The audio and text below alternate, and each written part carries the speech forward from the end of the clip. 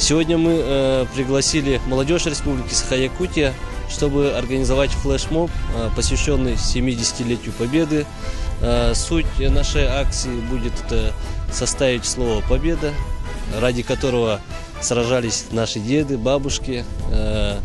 Мы после того, как составим слово «Победа», все хором скажем «Вечная слава героям». Это мероприятие проводится в рамках всероссийской акции «Помнить, чтобы жить» под эгидой Ассоциации молодежных правительств Российской Федерации. Сегодня, 16 апреля, это дата не зря назначенная дата.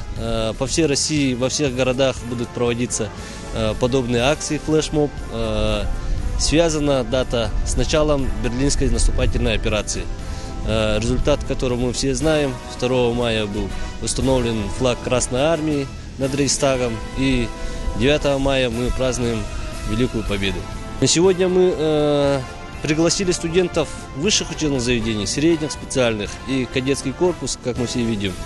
Планируем, что примет участие 378 человек. Мы здесь находимся, чтобы сохранить память наших дедов и бабушек, чтобы это было не забыто.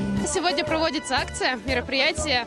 Все эти люди будут устраивать, то есть будут строить слово «Победа» в честь, чтобы показать, что мы все помним, что происходило в годы войны. Да, война затронула каждую семью, и мою также. И поэтому все, что касается этих людей, касается и меня.